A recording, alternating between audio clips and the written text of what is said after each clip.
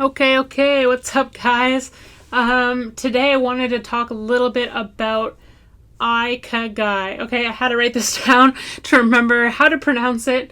You've probably seen, I actually posted it on the All In Project Instagram maybe a few weeks ago. It's spelled Ikigai, and it's that fun looking Venn diagram with the circles and they cross over, and basically the whole purpose of Ikigai is it's finding your why, like your one purpose. And I totally think that you can have more than one purpose, so that's totally fine as well. But yeah, it's hard to explain without actually seeing it. So I'll make sure that we put it up on the YouTube with the actual Venn diagram. If you're watching this on YouTube, you'll see it right now. But yeah, basically it has the four circles on the outside. So there's the what you love is one circle. There's what you're good at, what the world needs, and then what you can be paid for. And what's really interesting to me is what you can be paid for is something that's really growing right now, especially with the digital age. Like what we can be paid for in our generation versus the generations past is it's like mind-blowing. And I know when I talk to my parents or my grandparents, it's so mind-blowing to them. Like I tell people are teaching one-handed handstands, and making 6-7 figures on the internet doing that. So what you can be paid for is something, when you're going into that section, don't just like assume whatever you want to do you can't be paid for. Like research it and see if there's a viable way to actually do that, because chances are there might be. There's so many opportunities, so don't limit yourself. There definitely could be. So let's dive into actually how to find your why and why that's so important. So I think for a lot of people, the ultimate dream is to spend all your time doing something that you love.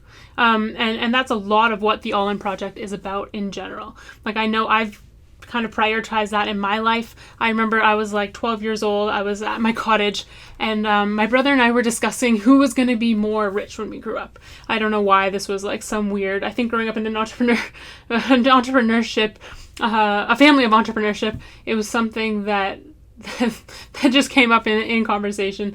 And anyways, he was trying to decide what he wanted to be, and he was saying, well, maybe I want to be this or this. And I told him, listen, this is how I break it down. And I don't know how, like I some of the things that I've learned, I really attribute to my parents, and thank you to them for teaching me this kind of way of thinking, because it's really benefited me a lot, I feel like.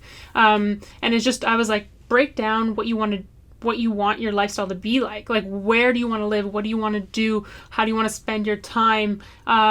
What are you passionate about, and things like that. And then figure out like what you want to go to school for, if you're going to go to school, or what you want to learn about, what you want your career to be, what you're going to do for work and to pay the bills and things like that, based on that, and not the other way around. Because he was looking at some job roles that I was like, if you say you want to be a doctor, like you might have to give up everything and be a resident somewhere that you don't want to live. Is that the lifestyle that you want? Like if it is, and that's what you want to do, and you prioritize in your kind of view of balance and your why and your purpose to be a doctor and live that life, that's amazing, and go for it and do it. But if you don't, then, do the opposite, which is something that I like to say with people who they feel like they're being pressured to be entrepreneurs.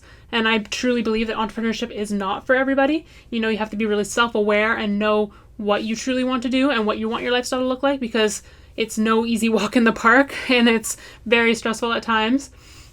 And so if you want certain things in life, you need to be self-aware of, what your success looks like, what you actually want to do. Like I like to post a lot about, balanced life and success looks very different to everyone. And so I think just being self-aware and building that self-awareness of what your why is, what your actual purpose is so important, because it's going to guide all your decisions. Like it's going to guide whether you say yes to opportunities that can make you a lot of money but don't fit with what you want to do, which is something that I've really realized the last few years. There's a lot of opportunities that I passed up that were probably $1 million opportunities, and I see other people take advantage of it, and I think that I'm going to feel like jealous or regret about it. And it's so crazy to me that I can look back at it and be like, no, I don't wish that I had taken that, because the lifestyle that they're living isn't in alignment with what I view as success. It's what they view as a success, and a lot of people would view that as success, but it's not my purpose or my why. It doesn't fit with my Ikigai. And Another thing to note on that is your Ikigai, or your mission, your purpose can totally change. So you need to be self-aware with that, of that, and be monitoring and checking in with yourself pretty often to be able to go back and see, is this truly what I'm doing? Is everything in alignment with what I want to be doing? Has that actually changed? Which is totally fine as well. Another thing is that your passion doesn't have to be what pays the bills. Like, it doesn't have to be the main form. I think it's so important for people to have passions outside of what actually makes them money. And so going through this Ikigai exercise actually can really help with that. So because you don't have to get everything in alignment in that Ikigai right in the center, there are these other places where, maybe only 2 of those 4 kind of circles interlap, and that might be your mission, or your purpose, or your vocation, so your career and your work, or things like that. So it does not have to be all in alignment based on your view of success or purpose, or what your actual what you want your balanced life to look like. It's going to look very different. Like, maybe people just want this vocation. So some ways to actually really figure this out, other than, of course, I'm going to suggest that you go get out a journal and write down these 4 sections and see what intersects. And I like to do this like once a year at least to see what's changed. I like to do it, say I'm on vacation and I've gotten a break from everything I'm doing. It's a good time for me to check in and see am I still passionate about everything that I'm doing?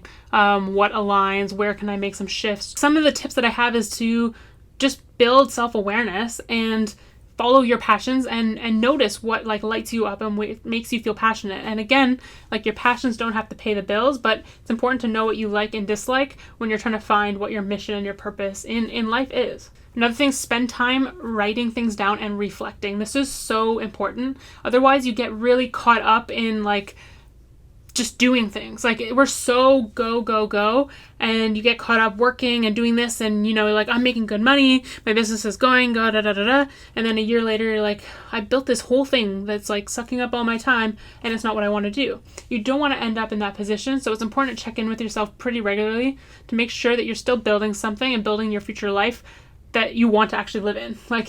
Is what you're building for the future where you want to live? And last, just try new things and see what you like and don't like.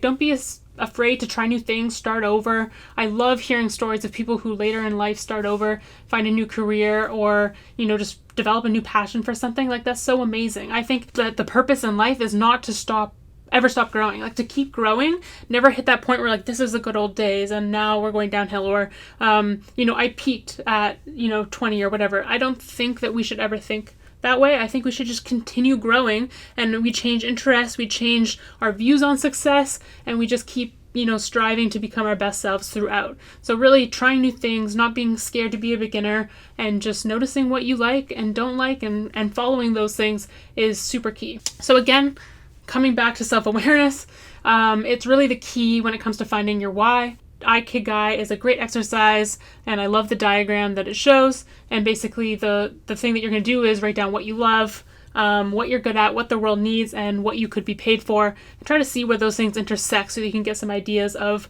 maybe what you want to do for a living, or what your why is, or your purpose is, or what's going to kind of guide you in your life. So again, balanced success looks different on everybody. Try out Ikigai.